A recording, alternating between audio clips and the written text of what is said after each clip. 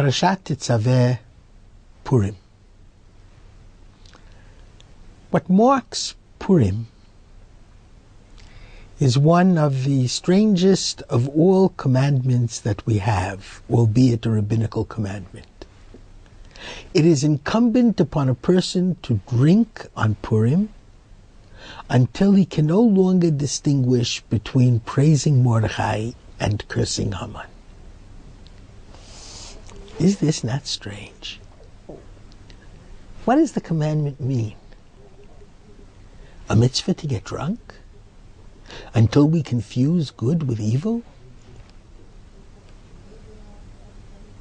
What is it all about? And Purim generally comes out around Parashat Tetzaveh, when we read of the priest and the priestly garb. I'd like to say something about the difference between priest and prophet. Because the priest, the Kohen, had to have a certain pedigree. And he had to wear certain garb. And if he wasn't wearing the garb, he couldn't perform the service. A prophet is very different. He needs no pedigree. He needs no garb. Because what makes the prophet a prophet is the fire which burns within him. His inner self and the fiery message which came from within himself. The priest bears the authority of the generations. He has to maintain that the ritual continues from generation to generation. The prophet has to make sure that God's fire is in the here and now. The priest has to make sure that the time-honored traditions will retain themselves for necessary continuity. One can sometimes do the formal ritual without being within himself essentially true and sincere. Clothes make the man, and often clothes fake the man. The goal, of course, is for the priest to have an inner soul that matches his outer garb. But it's not necessarily the case. Purim is the festival of external garb. Esther dressed like a Persian queen, but she had no real power whatsoever. Achashverosh dressed in royal, kingly clothing.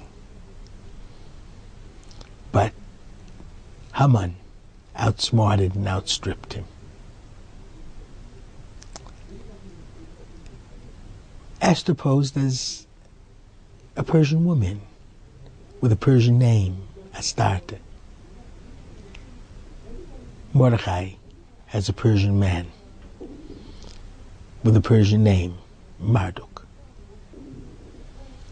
Perhaps they did it for the best of reasons, but this was their exterior. Purim cries out for us each to stop play acting.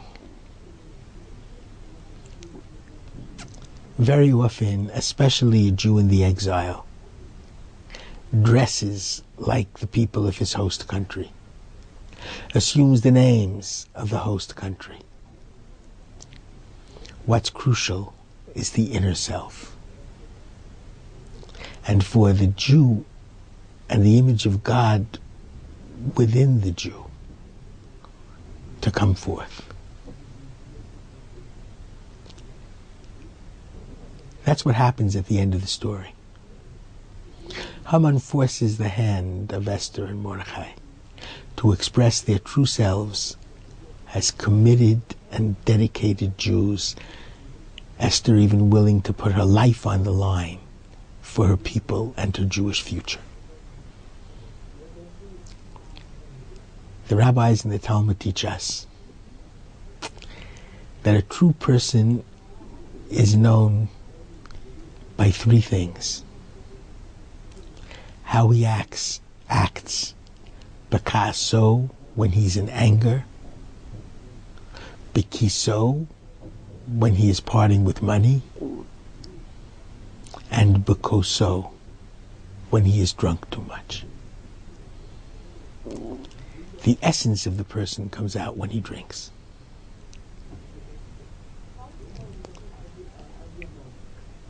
What we want in this exile holiday, which is so filled with externals, is to bring out the exterior image of God within each individual.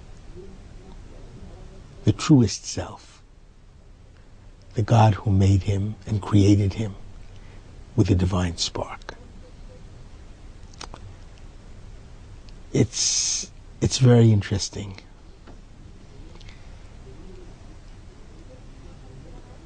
To what extent most of us play act. And the She'iltot says very clearly, you're allowed to drink to surfeit on Purim, even commanded to do so, but only if what will emerge from you are words of glory and thanksgiving to God, are words of Torah and love of Torah, words of good fellowship and love for every human being. Only if that's the true essence that comes out when you drink, only then are you allowed to drink. If there is any doubt, it's forbidden for you to drink. And certainly forbidden for you to drink too much. Purim is the day when we try to get rid of all pretense and be who we really are. And hopefully we will be proud of whom we really are. Shabbat Shalom and Purim Sameach.